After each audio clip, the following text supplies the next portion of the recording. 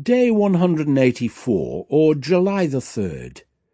You don't always know best. Our thoughts today are rooted in Proverbs chapter 12, verse 15. The ways of fools seem right to them, but the wise listen to advice.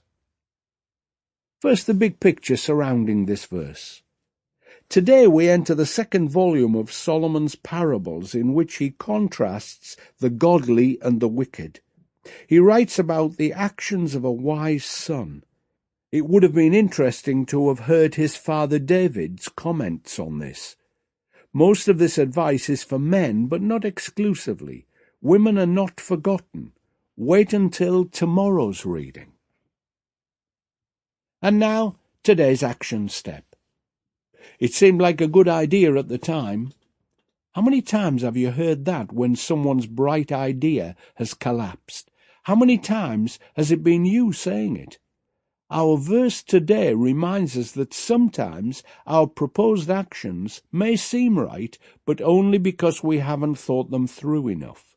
According to this verse, we are clearly not urged to just blindly do what others say, but it does encourage us to at least listen.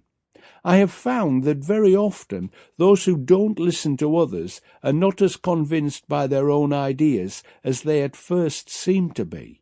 They wear blinkers and don't want to hear alternatives in case their fragile convictions crumble. If you are convinced of a particular course of action and will not talk about it to anyone, it could be that you are fearful that it may not be the best idea you ever had. In which case, pause for a while, sleep on it, and ask God again. If we fail to listen, we fail to learn from other people's wisdom, or indeed their mistakes. A good friend of mine, who took an obvious wrong decision in his life and later had to go back to square one before he could make any progress, stubbornly refused to admit he got it wrong. He always said it was a learning time, but we both knew it was a mistake, and he would have recovered from it a lot quicker if he had admitted he got it wrong and promised to listen to others a little more carefully in future before taking action.